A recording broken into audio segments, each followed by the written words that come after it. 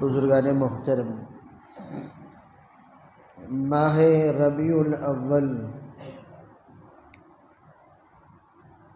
وہ مبارک مہینہ ہے جس میں محمد رسول اللہ صلی اللہ علیہ وسلم کی ولادت ہوئی، اور اسی مہینے میں اللہ کے رسول صلی اللہ علیہ وسلم کا وصال بھی ہوا۔ مہینہ ربیع الاول کا ہے، اس پر تمام مفسرین، محدثین، مؤرخین کا اتفاق ہے، لیکن تاریخ میں اختلاف ہے۔ کچھ لوگ کہتے ہیں ربیع الاول کی 7 تاریخ کو اللہ کے رسول صلی اللہ علیہ وسلم کی ولادت ہوئی، کچھ لوگ کہتے ہیں 9 تاریخ کو، اور کچھ لوگوں کی رائے ہے 12 تاریخ کو۔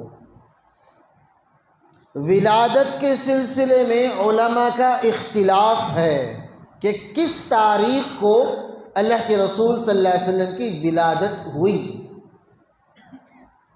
بزرگان محترم، اس وقت کے تمام رسومات یہیں پر ختم ہو جاتا ہے، تمام رسومات کی جڑ یہیں پر توڑ دی جاتی ہے کہ تاریخ کون سی ہے، اس میں اختلاف پیدا ہو گیا۔ اللہ کے رسول کی ولادت، اللہ کے رسول کی پیدائش، اللہ کے رسول کا جنم دن کون سا ہے، اس میں اختلاف ہونا خود اس بات کی دلیل ہے کہ اس زمانے میں ولادت کے دن کو طے نہیں کیا گیا، متعین نہیں کیا گیا، شناخت نہیں کیا گیا، کیونکہ اللہ کے رسول صلی اللہ علیہ وسلم عام بچوں کی طرح اس دن پیدا ہوئے تھے، اور عرب میں کسی کی پیدائش کے دن کو یاد رکھنے کا کوئی معمول نہیں تھا۔ اگر میرے بھائیوں اللہ کے رسول صلی اللہ علیہ وسلم کی پیدائش کے دن کو بالاتفاق علماء، بالاتفاق مؤرخین، بالاتفاق مفسرین نوٹ کرتے تو بات سمجھ میں آتی کہ ہو نہ ہو کچھ تو بات تھی کہ اس زمانے میں اللہ کے رسول کی پیدائش کے دن کو نوٹ کیا گیا تھا۔ کسی نے نوٹ نہیں کیا، کسی نے اسے لکھا نہیں، کسی نے اسے محفوظ کیا نہیں۔ حالانکہ میرے بھائیوں، عربوں کا یہ دستور ہے، وہ خاندان در خاندان، پیڑھی در پیڑھی اپنی نسلوں کے نسب کو یاد رکھتی ہے۔ بات سمجھ میں نہیں آ رہی؟ نسبوں کو یاد رکھنا کہ میرے والد کون، ان کے والد کون، ان کے والد کون، اس طریقے کا نسب کو بیان کرنا، محفوظ کرنا ان کی عام عادت تھی، حتیٰ کہ اس زمانے کے گھوڑوں کی، اس زمانے کے بکریوں کی، اس زمانے کے گدھوں کی نسلوں کو تک محفوظ کیا گیا تھا۔ اب اللہ کے رسول صلی اللہ علیہ وسلم کی ولادت ہوئی تو وہاں پر نسب کو تو نوٹ کیا گیا، محفوظ کیا گیا، لیکن تاریخ کو محفوظ نہیں کیا گیا۔ یہ خود اس بات کی علامت ہے کہ کسی کے پیدا ہونے سے اس دن کی فضیلت بڑھتی نہیں ہے۔ لیکن میرے بھائیوں عزیزوں، اللہ کے رسول صلی اللہ علیہ وسلم کا وصال ہوا، اس پر تمام مؤرخین کا، تمام مفسرین کا، تمام محدثین کا اتفاق ہے، وہ دن 12 ربیع الاول ہی کا دن تھا، کیونکہ اب اللہ کے رسول صلی اللہ علیہ وسلم عام نہیں تھے بلکہ ایک خاص شخصیت تھی۔ تو لہٰذا تمام مورخین نے، مفسرین نے، صحابہ نے اس بات کو نوٹ کیا کہ آج کا دن ہے، فلاں تاریخ ہے، فلاں وقت میں اللہ کے رسول صلی اللہ علیہ وسلم کا وصال ہوا ہے، نوٹ کیا ہے۔ تو کچھ تو بات تھی، بات یہ تھی کہ وہ دن اللہ کے رسول کا وصال کا دن تھا۔ بزرگان محترم، گزشتہ جمعہ آپ حضرات کے سامنے میں نے اللہ کے رسول صلی اللہ علیہ وسلم کی وصیتوں کے سلسلے میں کچھ باتیں عرض کی تھی۔ ان میں سے پہلی بات تھی، اللہ کے رسول صلی اللہ علیہ وسلم نے اپنی امت کو یہ وصیت فرمائی کہ میری قبر کو سجدہ گاہ نہ بناؤ۔ میری قبر بتا کر اللہ کے نبی نے تمام قبروں کے بارے میں کہہ دیا کہ نہ کوئی ولی، نہ کوئی کتب، نہ کوئی غوث، نہ کوئی ابدال، نہ کوئی عالم، نہ کوئی باپ، نہ کوئی ماں، نہ کوئی بیٹا اس قابل ہے کہ اس کے قبر کو پختہ کیا جائے یا پھر اس کے قبروں پر سجدہ کیا جائے۔ بزرگان محترم، جب اللہ کے رسول صلی اللہ علیہ وسلم نے اپنی قبر کے سلسلے میں بیان کر دیا واضح طور پر کہ میری قبر کو سجدہ گاہ نہ بناؤ، تو پھر اس میں عمومت میں اللہ کے رسول صلی اللہ علیہ وسلم کے مقابلے میں کون آ سکتا ہے؟ جو جتنا بھی فضیلت والا ہو وہ انہی کے بعد کا ہے۔ بعد از خدا توئی قصہ مختصر، اللہ کے رسول صلی اللہ علیہ وسلم کی حمد و ثنا میں کوئی کہتا ہے کہ اے اللہ کے نبی، آپ کی تعریفوں کا پل باندھتے باندھتے باندھتے میں تھک گیا ہوں، اب صرف اتنا کہہ سکتا ہوں کہ خدا کے بعد آپ کا مقام ہے، اس سے آگے تعریف میں کر نہیں سکتا۔ جب ایسی شخصیت کے قبر کے سلسلے میں یہ صاف طور پر کہہ دیا گیا کہ میری قبر کو سجدہ گاہ نہ بناؤ، تو پھر اس میں عمومیت آ گئی کہ کسی قبر، کوئی قبر اس قابل نہیں کہ اس کے سامنے سر جھکایا جائے، اس سے مانگا جائے، اس کے سامنے ہاتھ پھیلایا جائے، اس کے سامنے جھولی پھیلایا جائے۔ اور اس سلسلے میں کچھ حدیث کی روشنی میں، کچھ آیات کے سلسلے میں، خدا کی وحدانیت کے سلسلے میں کچھ باتیں آپ کے سامنے گزشتہ جمعہ عرض کر دی گئی تھی۔ اس کے بعد اللہ کے رسول صلی اللہ علیہ وسلم کی اور دو وصیتوں پر مجھے آج روشنی ڈالنا ہے۔ پہلی وصیت تو اللہ کے نبی کی یہ تھی کہ میرے قبر کو سجدہ گاہ نہ بناؤ، اور دوسری وصیت تھی اپنے غلاموں اور اپنے ماتحتوں کے ساتھ حسن سلوک کرو۔ میرے بھائیو عزیزو، اس زمانے میں غلام ہوا کرتے تھے، اس زمانے میں مزدور ہیں۔ کسی کو اجرت پر ہم نے کرایہ دے کر، کچھ پیسے دے کر، کچھ رقم دے کر اسے اجرت پر رکھ لیا، کرائے پر رکھ دیا، مزدوری پر رکھ لیا، تو پھر اس کے حقوق بیان کیے گئے اسلام میں۔ ظاہر میں دیندار بھی نظر آتے ہیں، لیکن اپنے نوکر چاکروں پر ظلم کرتے نظر آتے ہیں، نوکروں کے حق دباتے ہوئے نظر آتے ہیں، ان کے وقت پر ان کی تنخواہ نہیں دی جاتی۔ حدیث کی روشنی میں فرمایا کہ سب سے پہلے مزدور کو رکھو تو اس کی طاقت سے زیادہ اس سے کام نہ لینا، اس کی طاقت سے زیادہ اس سے کام نہ لینا۔ حتیٰ کہ جانوروں کے بارے میں فرمایا کہ کوئی جانور کسی چیز کو لاد کر لے جاتا ہے تو اب اس جانور کے حقوق کے سلسلے میں بیان فرمایا کہ اتنا سامان جانور پر نہ لادو کہ وہ جانور تھک جائے۔ جانوروں کے ساتھ یہ معاملہ اسلام کہتا ہے کہ نرمی کا معاملہ کرو، احسان کا معاملہ کرو، اور ہم نے انسانوں کے ساتھ جانوروں کا معاملہ کر رکھا ہے۔ شریعت نے اصول بیان فرمایا۔ اللہ کے رسول صلی اللہ علیہ وسلم نے اپنے آخری ایام میں، پیر کے دن اللہ کے رسول صلی اللہ علیہ وسلم کا وصال ہوا، تو جمعرات کے دن اللہ کے رسول صلی اللہ علیہ وسلم مسجد میں بیٹھ کر اپنے صحابہ کو وصیت کر رہے ہیں۔ ان میں دوسری وصیت ہے، اللہ کے لیے اپنے غلاموں اور اپنے باندیوں کے ساتھ نرمی کا معاملہ کرو، اللہ سے ڈرو۔ آج میرے بھائیوں عزیزوں، کسی کو اجرت پر رکھتے ہیں، کسی کو مزدوری پر رکھتے ہیں، تو جتنا ہو سکے اس بات کی کوشش کی جاتی ہے کہ جو رقم بتائی گئی ہے اس رقم کو نہ دیا جائے، اس میں کم کر دیا جائے۔ 1000 روپے کی بات ہوتی ہے کہ کام ہونے سے پہلے کیا کریں گے، کام کر دو گے تو 1000 روپے دیں گے، اب جیسے ہی کام پورا ہو گیا ہاتھ میں 600 700 800 اٹکا دیا۔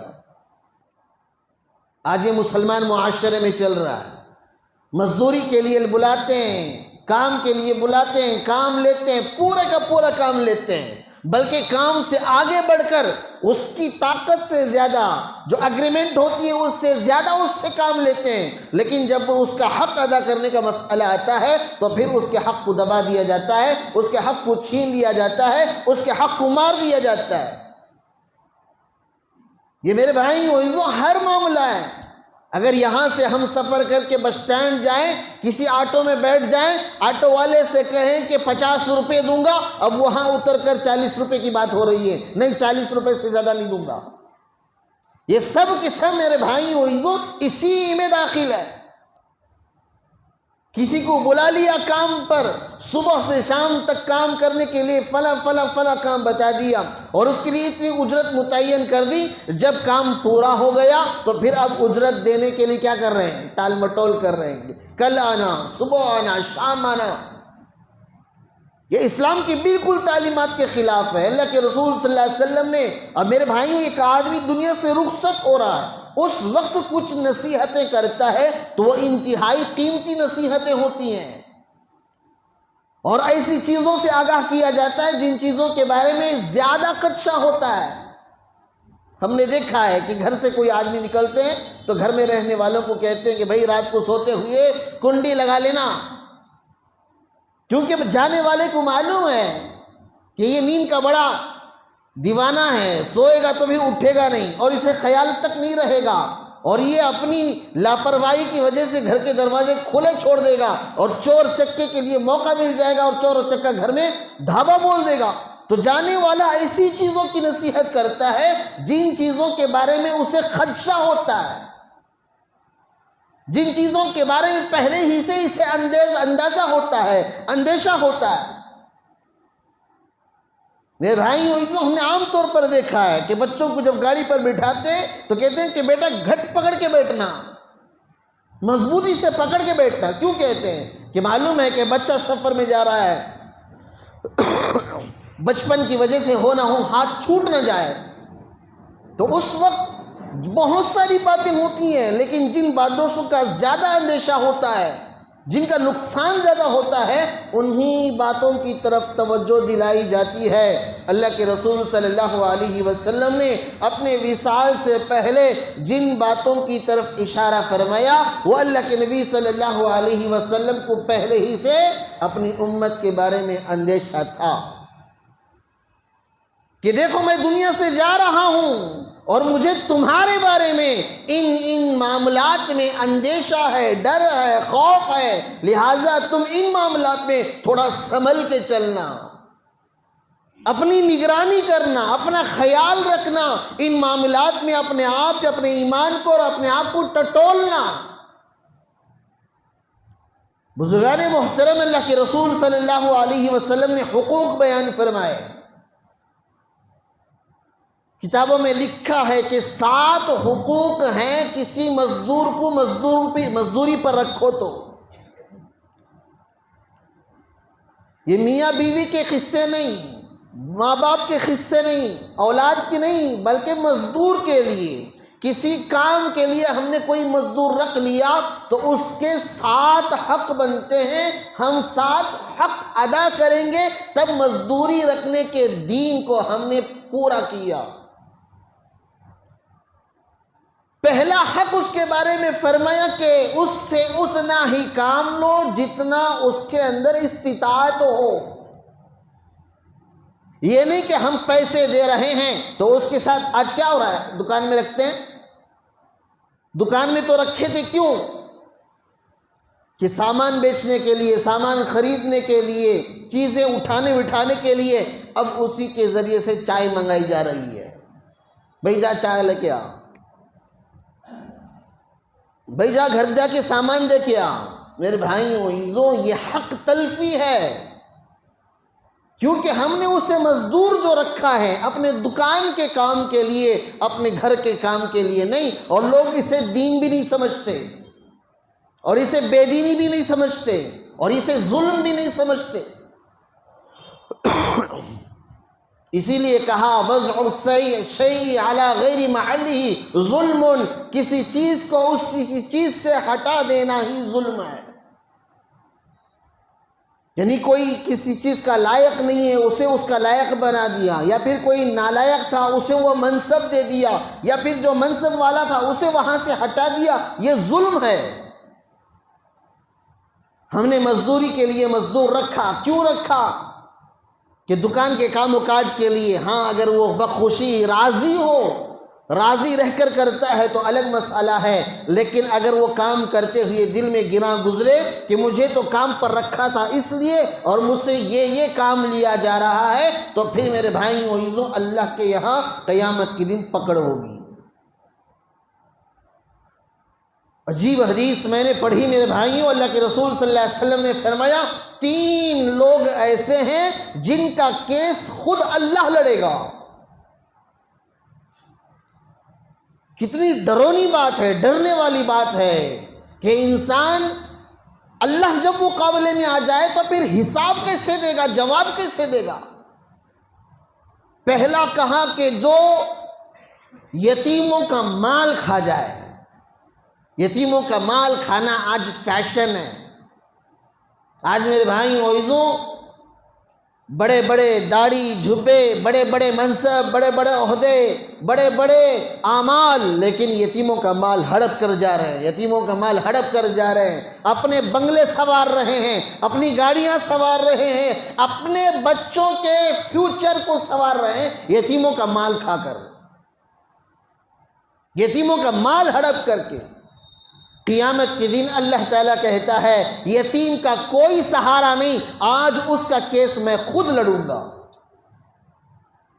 اللہ کہے گا کہ یہ بچہ یتیم تھا، اس کا یہ حق تھا، اس کا حق تو نے ادا کیوں نہیں کیا؟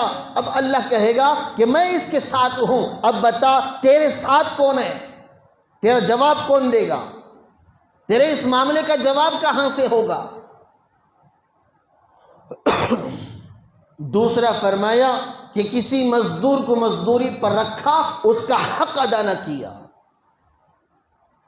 اللہ کہے گا یہ مزدور تھا، تو مالک تھا، اور یہ مزدور ہونے کی وجہ سے، نوکر ہونے کی وجہ سے، غلام ہونے کی وجہ سے یہ تیرے اوپر اپنی بات چلا نہیں سکتا تھا، لیکن یہ خود اپنے اندر گھٹ رہا تھا کہ میرا حق مارا جا رہا ہے، مجھ پر ظلم کیا جا رہا ہے۔ قیامت کے دن اللہ کہے گا کہ اس نوکر، اس غلام اور اس خادم کی جو حقوق تو نے دنیا میں مارے تھے ان کا حق اب میں مطالبہ کرتا ہوں، یا تو اپنی نیکیوں سے اس کا حق ادا کر، یا پھر اس کے گناہ اپنے سر لے کے جہنم میں جا۔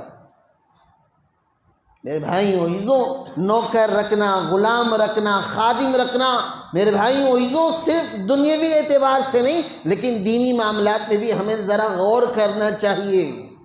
اسلام نے 7 حقوق بیان فرمائے۔ پہلا حق فرمایا کہ اس سے اس کی طاقت سے زیادہ کام نہ لو۔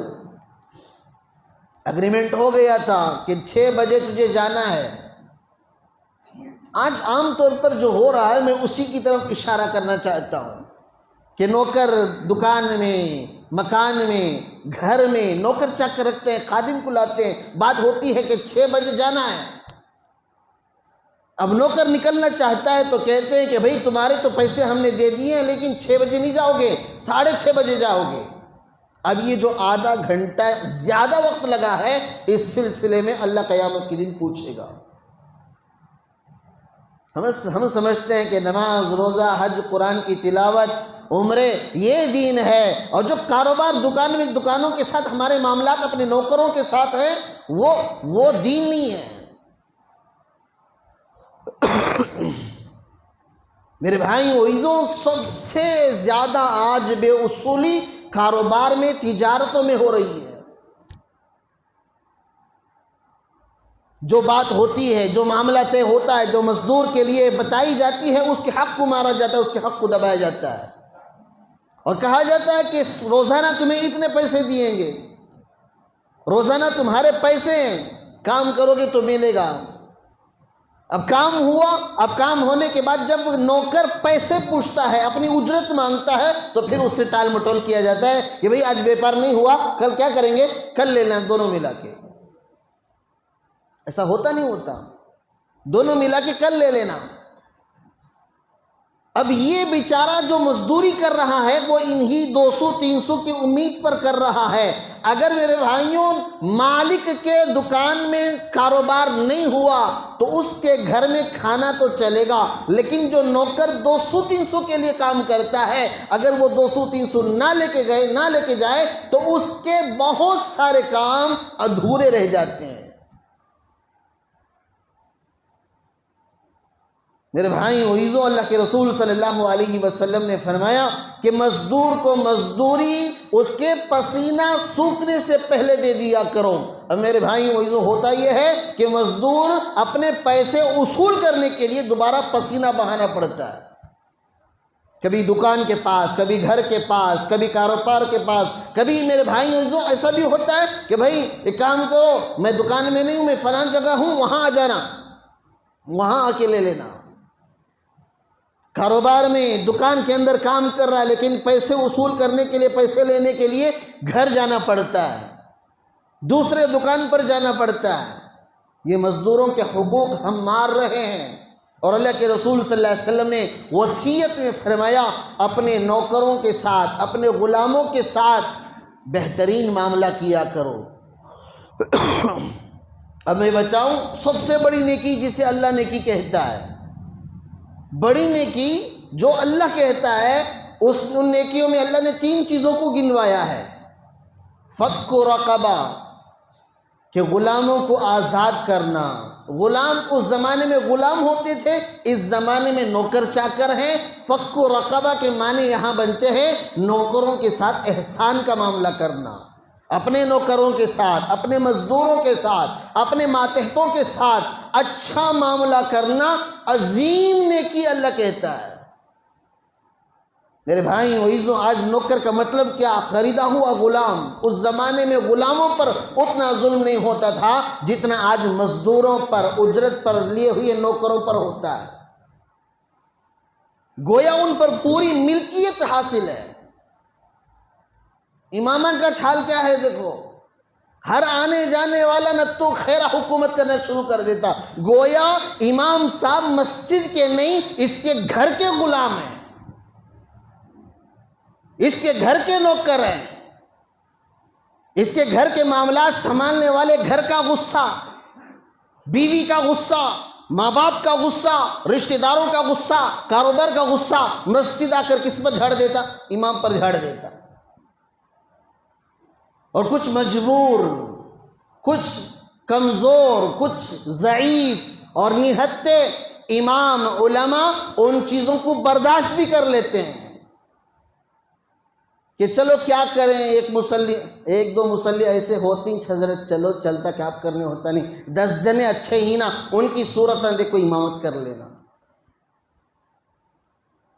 میرے بھائی عزیزو، امام اسی وقت امام ہے جب آپ اس کے ماتحت ہوں۔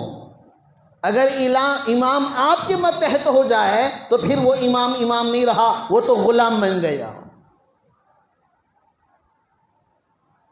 پورا کچا چٹا حساب دینا مصلیاں کو امام صاحب، کہاں گئے تھے، کیا گئے تھے، کئی گئے تھے، کب گئے تھے، کب گئے، کتنے نمازاں پڑھا نہیں، کتنے نمازاں۔ ہماری مسجد کا حال تو الحمدللہ ایسا نہیں ہے، عمومی طور پر پورے ہندوستان کے مسجدوں کا حال میں بتا رہا ہوں۔ پورا کچا چٹا، نئی گاڑی آ گئی، فوراً نگاہ پڑ جاتی، کہاں سے خریدو سو مولانا، کون دیے سو مولانا، تمہیں کتنے ڈالے، کتنا قرض لیے، لون لیے، کیا لون لیے تو کیسا لیے؟ دیکھیں کہ بھی بیان میں بولتی لون لینا نہیں کر، کوئی انوسٹ لون لے لی، کیا کرنا سو قرض دیتی تمہیں، ان کی تنخواہ 12,000 بات 13,000 بات، انہوں پیسے دیتی گے لوٹا کو، انہیں قرض دیتا بھی نہیں، امام صاحب لون لینا بھی نہیں، تو کیا کرنا؟ پوری زندگی سائیکل میں پھرنا مولانا۔ اس میں دیکھو خوش تھا، کیا سادگی بھی امام صاحب کی، پوری زندگی ٹوٹی سائیکل میں گزار ڈالے، ولی بھائی ولی۔ اب میرے بھائیوں عزیزو، اللہ حفاظت فرمائے۔ ہمارا عام طور پر مزدوروں کے ساتھ یہی معاملہ ہے، ہم چاہتے ہیں کہ ہمارا دکان میں کام کرنے والا، میں اگر ہیرو ہونڈا میں آیا تو انہیں معمولی ٹی وی ایس میں چاہنا، انہیں بھی گاڑی میں آگا تو کیا رہے ہوش شوقہ ہوگی نہ تیرے، کبھی ہوتی نہیں ہوتا مزدوروں کے ساتھ یہ معاملہ۔ میں اگر کار میں آیا تو انہیں ٹو ویلر میں آنا، میں ٹو ویلر میں آیا تو انہیں سائیکل میں آنا، میں سائیکل میں آیا تو انہیں آٹو کی بھاڑے کے آٹو میں آنا، میں بھاڑے کے آٹو میں آیا تو انہیں چلنے کو آنا۔ یہ معاملہ چل رہا سو پہلے سے وہی ساتھ چلتے رہنا۔ مزدور کو رکھیا سو دکان میں صبح سے شام تک، اس کی مزدوری کیا؟ گراہک دینا، گراہک آیا تو گراہک کو بات کرنا۔ اب میرے بھائیو، مزدور مالک کی طرح دوڑتے محنت کرتے رہتا، مالک پورے شادی اٹینڈ کر لے کو، شوقاں پورا کر لے پھرتے رہتا، ایک دن مجبوری میں چھٹی پوچھ ڈالیا، نوکر بولتا کیا با دوسرے نوکر کو ڈھونڈ لوں کیا کہتا؟ میرے بھائیو، حق تو یہ تھا کہ دکان میرا ہے، مالک میں ہوں، میں مالک ہوں تو زیادہ محنت میری لگے۔ مزدور تو وہ تو کچھ پیسوں کے لیے آیا ہے، اس کے پیسوں کے مطابق اس سے کام لے، اسے تو آزاد کر دیں، لیکن ہوتا کیا؟ مزدور مالک کی طرح محنت کرتا ہے، اور مالک صبح سے شام تک ادھر ادھر گھوم کر اچانک آیا، کیش کھولیا، پیسے گنا، نکل گیا۔ اب میرے بھائیوں عزیزوں، کب مصیبت میں، کبھی پریشانی میں مزدور آگے بڑھ کے کوئی سوال کر لے تو پھر اس سے نا امید ہو جاتی ہے کہ حضرت وہاں پوچھنے سے کوئی امید نہیں ہے، وہاں سے کچھ ملے گا نہیں۔ اللہ کے رسول صلی اللہ علیہ وسلم نے ڈرایا کیوں ہے کہ غلاموں کے ساتھ، نوکروں کے ساتھ احسان کا معاملہ کرو۔ اب یہ میرے بھائیوں اسے معمولی نہ سمجھو، اللہ نے غلاموں کے ساتھ احسان کرنے کو قرآن میں بار بار بیان فرمایا۔ روزہ چھوٹ گیا، اس کا فدیہ کیا؟ غلام آزاد کرو۔ قسم کھائے تھے، قسم توڑ ڈالے، اس کا کفارہ کیا؟ غلام آزاد کرو۔ میرے بھائیوں، زہار کر لیا، زہار کا کفارہ کیا؟ غلام آزاد کرو۔ نماز چھوٹ گئی، نماز کا کفارہ کیا؟ غلام آزاد کرو۔ قتل، غلطی سے قتل ہو گیا، اس کا کفارہ کیا؟ غلام آزاد کرو۔ ہر جگہ فک رقبہ، فک رقبہ، فک رقبہ، آزاد کرو غلام کو، آزاد کرو غلام کو۔ مطلب یہ ہے کہ اسلام میں ہر انسان آزاد پیدا ہوا ہے، کوئی غلام بننے کے لیے پیدا نہیں ہوا۔ جو غلام ہیں انہیں بھی جلد سے جلد کیا کرو؟ آزاد کر دو، وہ بھی اپنی مرضی کی زندگی جئیں۔ ہر جگہ پر غلاموں کی اہمیت کو کیوں بیان کیا گیا؟ اللہ کے رسول صلی اللہ علیہ وسلم جنگ بدر میں قیدیوں کو لائے تو ان قیدیوں میں اللہ کے رسول صلی اللہ علیہ وسلم کے چچا عباس رضی اللہ عنہ بھی تھے۔ ہاتھ پاؤں ان کے بندھے ہوئے تھے۔ جب ہاتھ مضبوطی سے بندھے ہوئے تھے تو اللہ کے رسول صلی اللہ علیہ وسلم نے اپنے چچا کی آواز سنی، وہ تکلیف سے کراہ رہے ہیں۔ اللہ کے رسول صلی اللہ علیہ وسلم نے فرمایا میرے چچا کی رسیاں تھوڑی ڈھیلی کر دو۔ اور جب میں اللہ کے رسول صلی اللہ علیہ وسلم کی بات پر حضرت عباس رضی اللہ عنہ کی رسیوں کو ڈھیلی کر دی گئی تو تمام صحابہ نے جتنے غلام قید ہوئے تھے سب کے میرے بھائی وہ رسیوں کو ڈھیلی کر دیا۔ اور اللہ کے رسول صلی اللہ علیہ وسلم نے فرمایا تمہارے اس عمل پر اللہ نے رضامندی کا پروانہ سنایا ہے۔ کون تھے؟ سارے کے سارے کافر تھے، سب کے سب جنگ بدر میں صحابہ کو اور اللہ کے رسول کو شہید کرنے آئے تھے، اسلام کو مٹانے آئے تھے، اسلام کو ختم کرنے آئے تھے، ان کے ساتھ احسان کا معاملہ ہوا، اللہ خوش ہوتا ہے۔ آج ایک مسلمان دوسرے مسلمان کو اجرت پر مزدوری پر لیتا ہے تو ظلم پر ظلم ڈھاتا ہے، اس کے وقت پر اجرت نہیں دیتا، ٹال مٹول کرتا ہے۔ ایک صحابی آئے اللہ کے رسول صلی اللہ علیہ وسلم کے پاس، کہا ہے اللہ کے رسول صلی اللہ علیہ وسلم ہم اپنے پاس نوکر چاکر رکھتے ہیں، ان سے غلطیاں ہوتی ہیں، ہم کیا انہیں ماریں؟ آج میرے بھائی ہوئیوں ذرا دیکھو گیرجہ میں کیا حال ہوتا، نوکر رکھ لیا، کیا بولٹ نیٹ ملا تو اس پچھلے کو مار ڈالتا ہوں۔ یہ ظلم ہے میرے بھائیوں۔ اسکول ڈرائیور ملا اس سے مار ڈالا، سرا پھوڑ ڈالتا، کئی کو کہتا انہیں میرے پاس نوکر ہے سو میرے پاس کام سیکھ رہا سو۔ کیا چیز ملتی ہے؟ دکان میں ہے، بٹلے کو بھیکا کو مار ڈالتا نوکر کو۔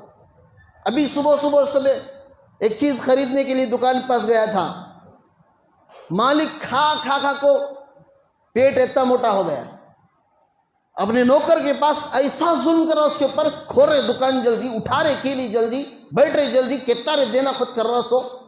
اللہ حفاظت فرمائے کہ مرنا نہیں ہے، نوکروں کے ساتھ احسان کا معاملہ کرو۔ اللہ کے رسول صلی اللہ علیہ وسلم کے پاس وہ صحابی آئے، کہنے لگے اے اللہ کے رسول ہم نوکر رکھتے ہیں، نوکر غلطیاں کرتے ہیں، کیا ہم انہیں مار سکتے؟ اللہ کے رسول صلی اللہ علیہ وسلم نے فرمایا کہ جتنا وہ تمہارا نقصان کرے اتنا تو مار سکتے ہو، اگر زیادہ مار دیے تو پھر اس کا حساب اللہ کے ہاں دینا پڑے گا، اس کے مقابلے میں، تمہارے مقابلے میں اس کا گواہ بن کر اللہ جھگڑے گا تمہارے سے۔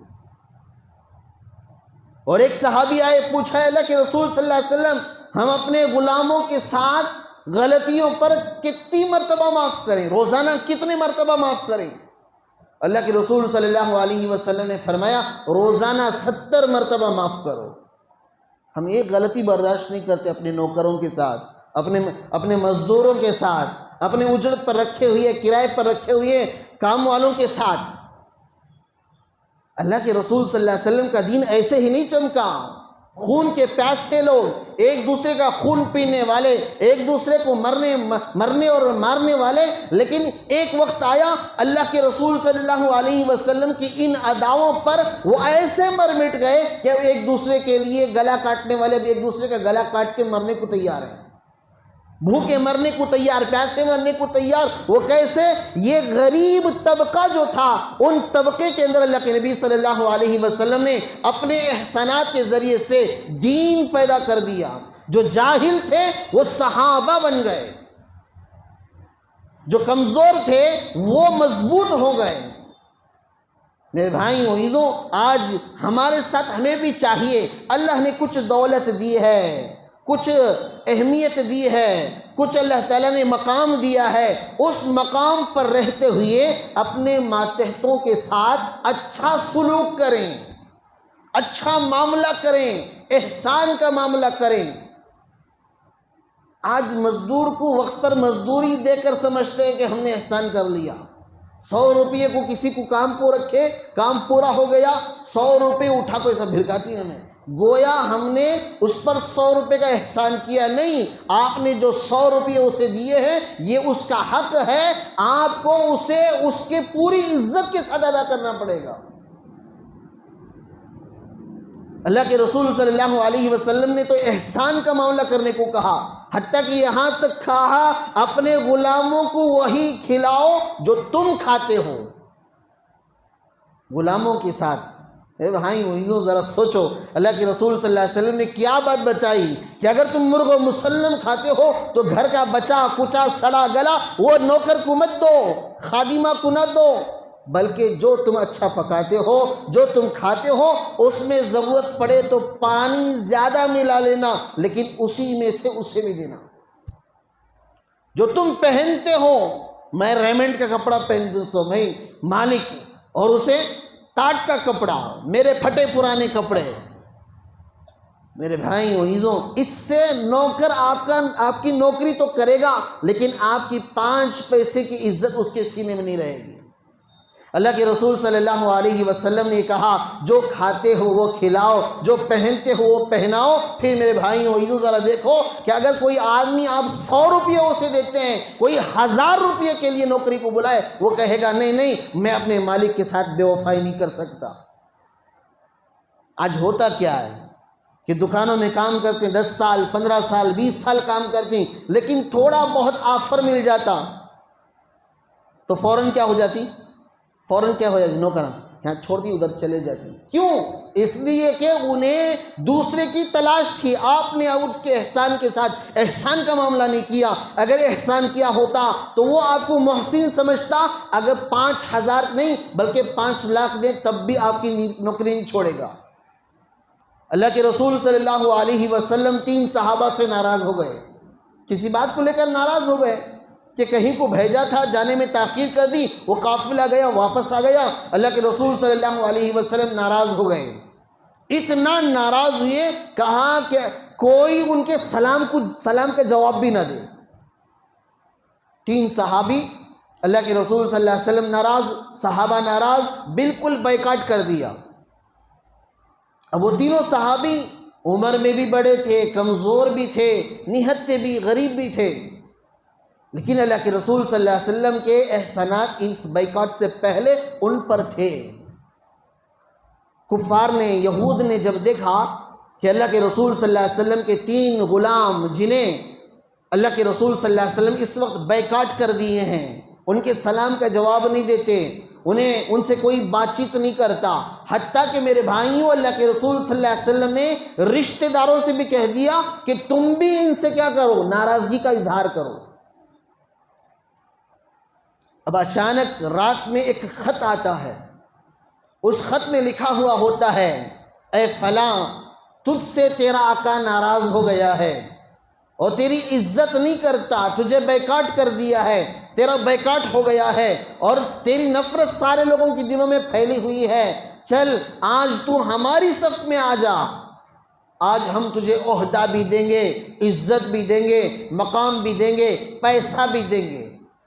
میرے بھائیوں عزیزوں، ذرا اس کو ہمارے ساتھ رکھ کے دیکھو، میرے دکان میں کوئی نوکر کام کر رہا ہے، میرے گھر میں کوئی نوکر کام کر رہا ہے، میرے علاقے میں، میرے ماتحتی میں کوئی ہے، اگر اس سے کوئی مجھ سے زیادہ اہمیت دے تو کیا وہ میرے پاس رہے گا یا چلا جائے گا؟ اگر آپ کو یقین ہے کہ نہیں میں نے اس پر اتنے احسانات کیے ہیں وہ مجھے چھوڑ کے نہیں جائے گا تو آپ نے اس کا حق ادا کیا ہے، لیکن آپ کو یہ اندیشہ ہے کہ 500 زیادہ کرے تو یہاں کام چھوڑ کر چلے جاتا ہے حضرت۔ اگر اتنا یقین ہے تو پھر میرے بھائیوں عزیزوں، وہ اس کی بے وفائی نہیں بلکہ آپ نے اس کے ساتھ احسان کا معاملہ کبھی نہیں کیا ہے۔ اب دیکھو، ایک طرف اللہ کے رسول صلی اللہ علیہ وسلم 3 صحابہ کو بیکاٹ کر دیے ہیں، کوئی ان سے بات نہیں کرتا، کوئی سلام نہیں کرتا، خود اللہ کے نبی سلام نہیں کرتے، نماز میں آتے ہیں آگے بڑھ کے، صحابہ کہتے ہیں کہ ہم اللہ کے نبی کے قریب جا کے بیٹھتے تاکہ اللہ کے نبی کی نگاہ غلطی سے ہی صحیح ہم پر پڑ جائے۔ اللہ کے نبی صلی اللہ علیہ وسلم جان بوجھ کر اپنے چہرے کو موڑ لیتے۔ کتنی تکلیف ہوئی ہوگی، لیکن خط آیا، خط میں لکھا ہوا تھا کہ تمہارے آقا نے تمہیں چھوڑ دیا ہے، تمہاری عزت نہیں کی، تمہارا مقام نہیں ہے، تم واپس ہمارے پاس آ جاؤ، ہم تمہیں عزت دیں گے، عہدہ دیں گے، پیسہ دیں گے، اور جو چیزیں تم نے کھوئی ہے وہ ساری چیزیں لوٹائیں گے۔ تو اس وقت انہوں نے 2 رکعت نماز پڑھی، 2 رکعت نماز پڑھ کے اللہ سے کہا، اے اللہ، کیا میں اتنا گیا گزرا ہوں کہ آج میری اس حالت پر یہود و نصارہ مجھ میں لالچ کرے، یہ امید کر لے کہ میں بھاگ کر ان کی طرف چلا جاؤں گا؟ اور خط میں واپس لکھا کہ تم 7 اقلیم کی سلطنت دے دو، میں اپنے نبی کے ساتھ بے وفائی نہیں کروں گا۔ یہ کیوں تھا؟ کیونکہ اللہ کے رسول صلی اللہ علیہ وسلم اتنے احسانات ان کے ساتھ کیے تھے، اتنا اچھا برتاؤ ان کے ساتھ کیے تھے کہ اللہ کے رسول صلی اللہ علیہ وسلم ناراض رہیں چلے گا، لیکن اللہ کے نبی کو چھوڑ کر دوسری صف میں کھڑے ہو یہ ہمیں پسند نہیں۔ میرے بھائیوں عزیزوں، آج نوکر چاکروں کے ساتھ، مزدوروں کے ساتھ احسان کا معاملہ کریں، اپنے ماتحتی میں رہنے والوں کے ساتھ اچھا سلوک کریں، اگرچہ غریب ہے، جو دولت آپ نے کمائی ہے، جو حکومت آپ نے کمائی ہے، جو عزت، جو شہرت آپ نے کمائی ہے، یہ آپ اپنی محنت سے نہیں کمائے ہیں بلکہ اللہ نے آپ کو دی ہے، بس اس کی کوئی حقیقت نہیں ہے۔ آپ سے زیادہ شہرت کے حاصل کرنے کے چکر میں دوسرے احباب ہیں، آپ سے زیادہ گریجویٹ، آپ سے زیادہ ڈگری والے دوسرے لوگ بھی ہیں، آپ سے زیادہ محنت کرنے والے، پیسے حاصل کرنے کی کوشش کرنے والے بہت ہیں، لیکن اللہ نے ان پر توجہ نہیں کی۔ اللہ نے کچھ دولت، کچھ صلاحیت، کچھ عہدہ، کچھ مقام اللہ نے آپ کو دے دیا ہے، یہ اللہ کا احسان ہے، اس میں آپ کا کوئی کمال نہیں ہے۔ اس ظاہری اسباب کو سامنے رکھ کر اپنے غلاموں پر، اپنے مزدوروں پر ظلم نہ کرو، اپنے ماتحتوں پر ظلم نہ کرو۔ خدا نہ خواستہ ہم نے اپنی آنکھوں سے دیکھا ہے کہ جن گھروں میں کام کرنے والے نوکر تھے ان کے ساتھ برا برتاؤ کرنے والے اتنے محتاج ہو گئے، آج انہی نوکروں کے گھر میں کام کر کے کھا رہے ہیں۔ ہمارے آنکھوں کے سامنے دیکھا ہوا مسئلہ ہے۔ ایک عورت تھی، اپنی ہی بہن کے گھر میں اس نے کام کیا، کچھ روٹی حاصل کی، کچھ پیسے حاصل کیے، 20-25 پیسے، 20-25 روپے کچھ ملتے تھے، اس سے لے کر لا کر گھر گزارا کرتی تھی۔ اور اس کے پاس دولت تھی، دولت کا نشہ تھا، اپنی بہن کے ساتھ نوکروں کا معاملہ کرتی تھی۔ لیکن وقت گزرا، اللہ نے پاسا بلٹا، اللہ نے وقت بدلا۔ تلک الایام نداولها بین الناس، اللہ کہتے ہیں کہ یہ زمانے کا چکر ہم عدلتے بدلتے رہتے ہیں۔ ایک وقت گزرا، شوہر کا انتقال ہو گیا، شوہر قرضہ کیا ہوا تھا، جتنی دولت تھی سب کا سب قرضہ میں لٹ گیا۔ اب خود وہ بہن اپنے چھوٹی بہن کے گھر میں روٹی سوکھی موکھی کھا رہی ہے۔ ایک زمانہ تھا کہ چھوٹی بہن بڑی بہن کے گھر جا کر کام کیا کرتی تھی۔ میرے بھائیوں عزیزوں، دنیا کے اسباب کو سامنے رکھ کر اکڑو مت، اس پر اکڑ صحیح چیز نہیں ہے۔ اپنے غلاموں کے ساتھ، اپنے ماتحتوں کے ساتھ برا سلوک مت کرو، بہت جلد اللہ تعالیٰ کایا پلٹ دیتا ہے، دینوں کو بدل دیتا ہے۔ مالدار غریب ہو جاتا ہے، غریب مالدار ہو جاتا ہے، نوکر غلام بن جاتا ہے، غلام نوکر بن جاتا ہے۔ آج میرے بھائیوں عزیزوں یہ سخت ضرورت ہے کہ ہم اپنے ماتحتوں کے ساتھ اچھا سلوک کریں۔ تو پہلا حق کیا ہے کہ جو نوکر رکھے وہ اپنے نوکروں کے ساتھ ان کی طاقت کے مطابق ان سے کام لے۔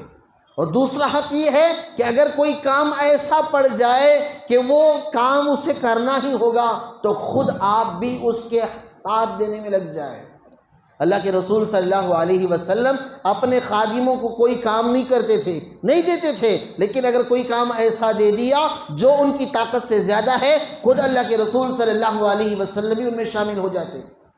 جیسے مسجد نبوی بنانا پڑا، مسجد قباء بنانا پڑا، خندق کھودنی پڑی، اللہ کے رسول صلی اللہ علیہ وسلم نے مشورہ کیا کہ یہاں مسجد بنانی چاہیے قباء میں، تو تمام صحابہ کہنے لگے ہم اینٹ لائیں گے، ہم گارا لائیں گے، ہم مٹی لائیں گے۔ اللہ کے رسول صلی اللہ علیہ وسلم نے کہا میں جنگل جا کر لکڑیاں لاؤں گا۔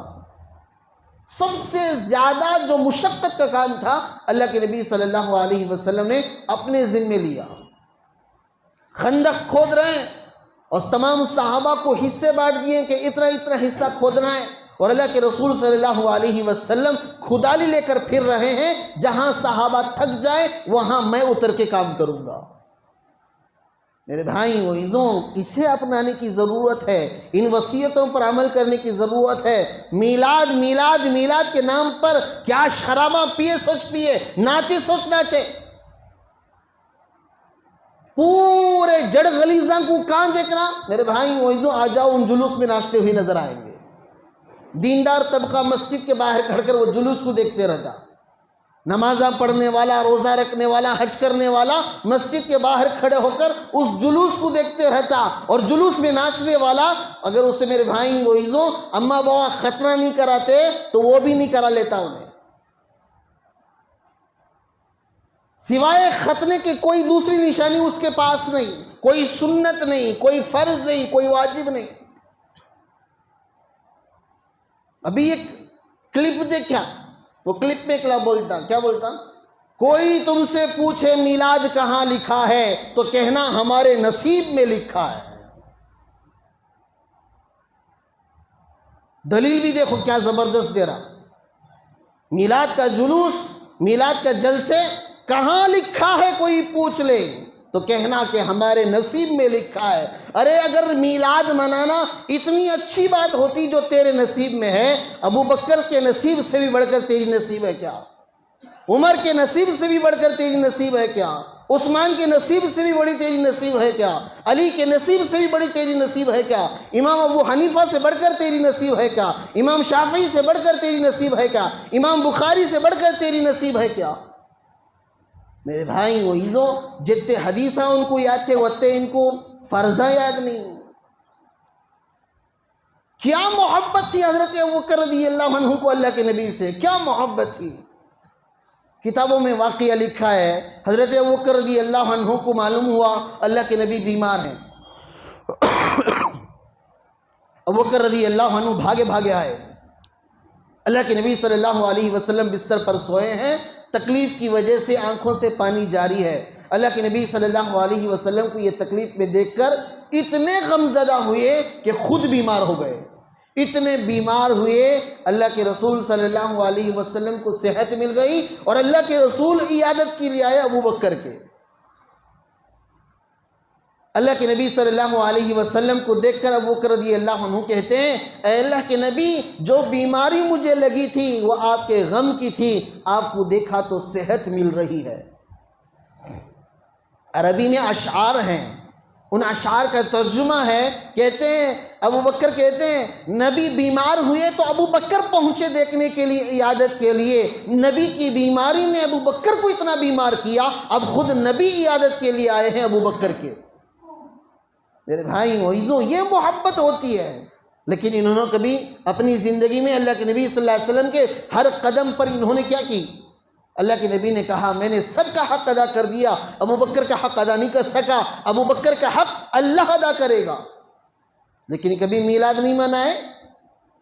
اب پوچھو ابو بکر کا نصیب کیا اتنا برا تھا کہ تیرے نصیب میں میلاد آ گئی، ابو بکر کے نصیب میں میلاد نہیں؟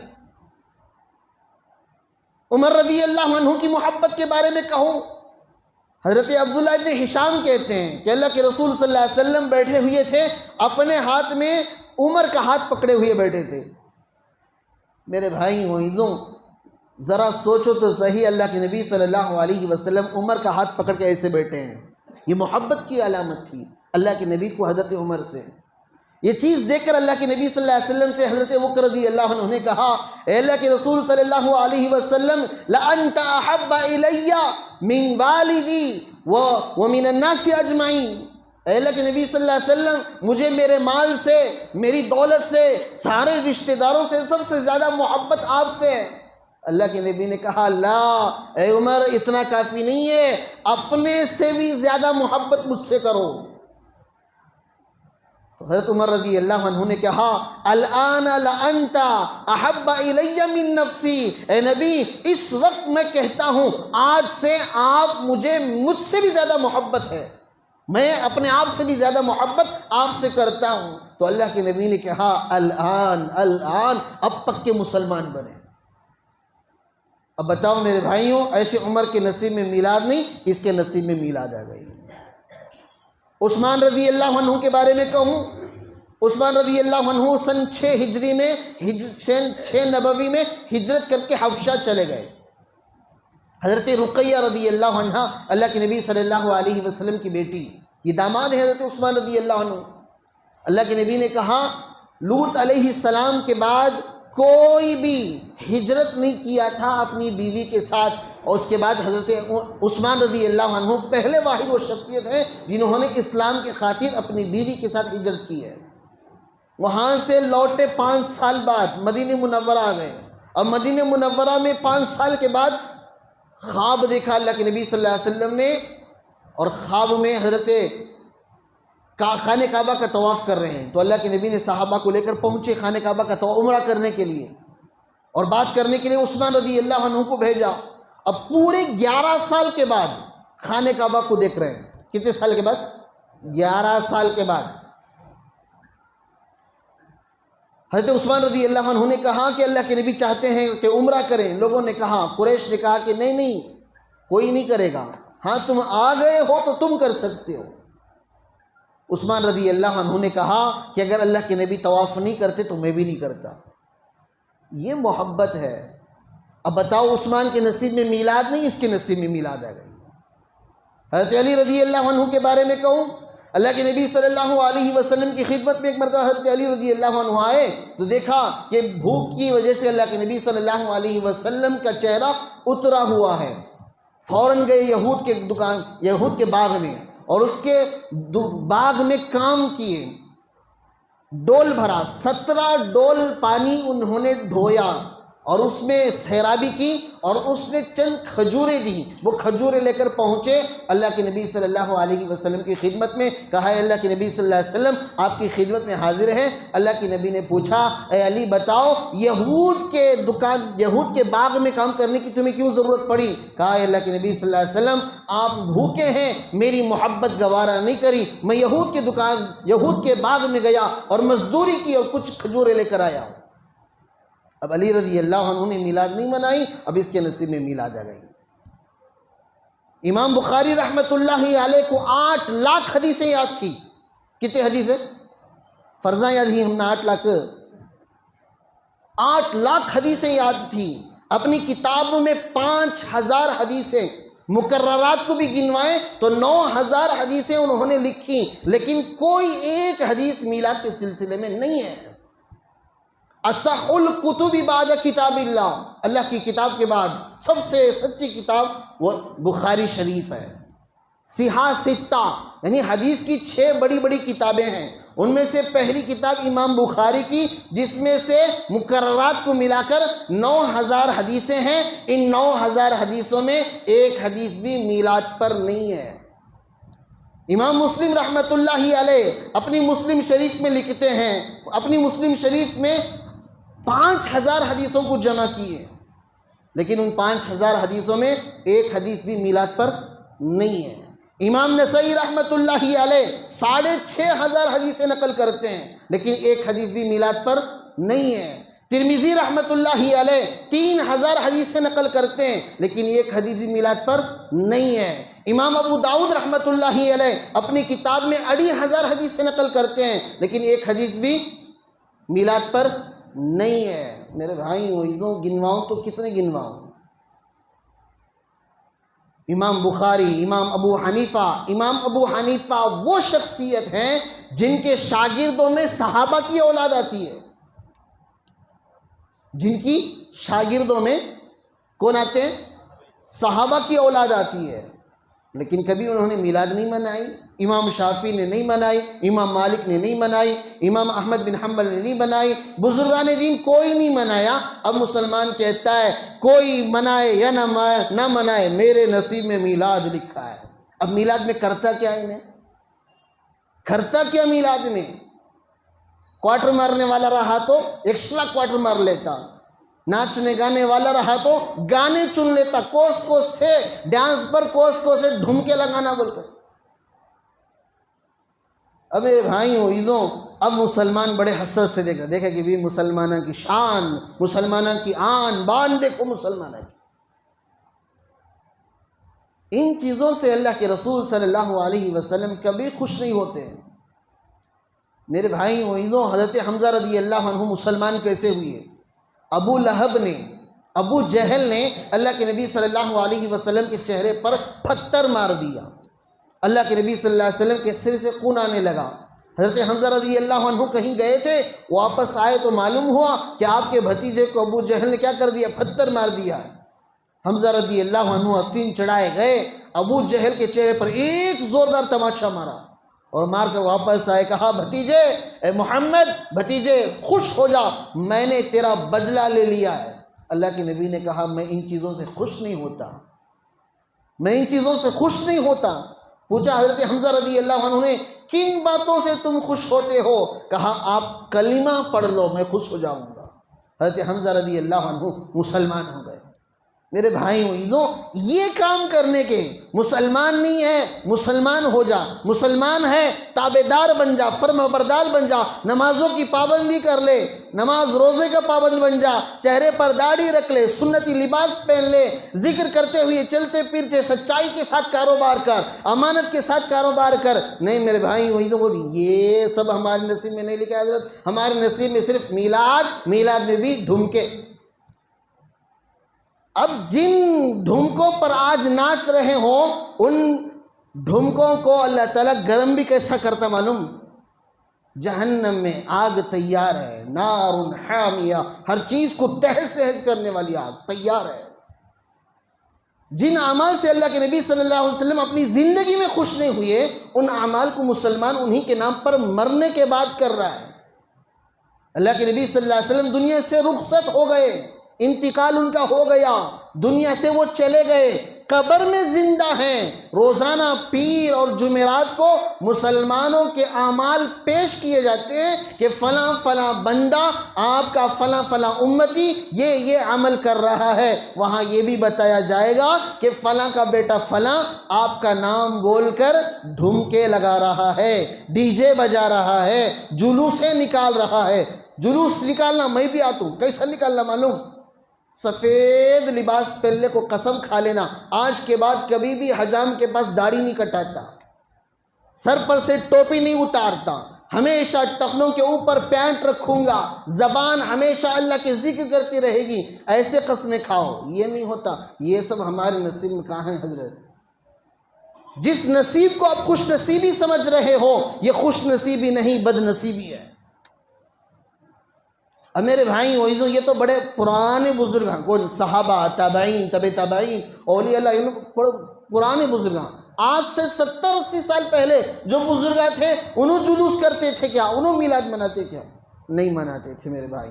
ان کے پاس بھی کوئی کیا نہیں ہے، وہ بھی نہیں مناتے تھے، ان کے پاس کیونکہ دلیل ہی نہیں تھی۔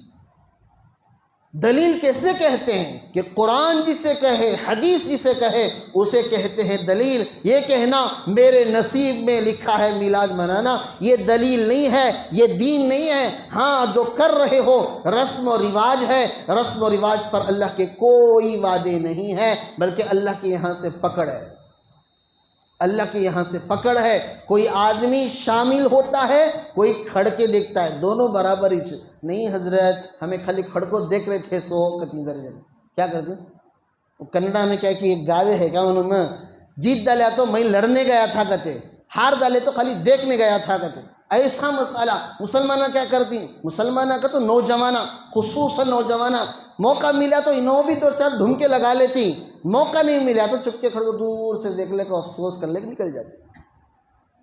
وہ مسلمان جو ناچ رہا ہے، دونوں برابر ہیں اللہ کی نگاہ میں۔ تمہیں دیکھنے والے نہیں کھڑے تو انہوں ناچنا بھی چھوڑ ڈالتی۔ یہ دیکھنے والے سب سے بڑے گنہگار ہیں۔ کیوں؟ ان چیزوں کو فروغ انہوں ناچ رہا کی کو کون تو بھی دیکھن دے گر کو، انہوں دیکھنے والے نہیں رہے تو کون بھی ناچتا بھی نہیں۔ میرے بھائیوں عزیزوں، خدا کے لیے اپنے دین کو بدنام نہ کرو۔ حضرت ہمیں کہا کر رہی ہیں، ہم نہ بول رہی نا، ارے تم نہ جان پہچان والا تو جا کو ناچتے رہتا، اس کا ہاتھ تو بھی پکڑ کو بولو نا۔ اتنا نہیں بول سکتے ارے بھائی اللہ رسول کے رسول، اللہ اس کے رسول ناراض ہوتی ناماز سے، نکو کربا، اتنا نہیں بول سکتے، نہیں بول سکتے بھائی۔ حضرت بیٹا مانتا نہیں، دکان کو نہیں گیا تو کیا بولتا با اٹھ کو جا رے جپلک بیٹھا باوا کمانا کی رے، بولتی نہیں بولتے ہیں؟ بولتی ہیں۔ دنیاوی اعتبار سے باپ ہر چیز بولنے تیار، دین کے معاملے میں سنتا نہیں حضرت بیٹا، یہ سنتا نہیں سنوے، بیٹے کے بہانے باپ بھی جا کو کھڑ کو دیکھنا چاہتا۔ اب سب سے بڑی مصیبت کیا معلوم؟ 50 سال 60 سال ہو گئے تو بھی اندر کے نفسانی خواہشات مرے نہیں ہیں۔ اللہ حفاظت فرمائے۔ میرے بھائیوں، جب تک ہم خالص دین کو نہیں اپنائیں گے تب تک ہمارے حالات نہیں بدلیں گے۔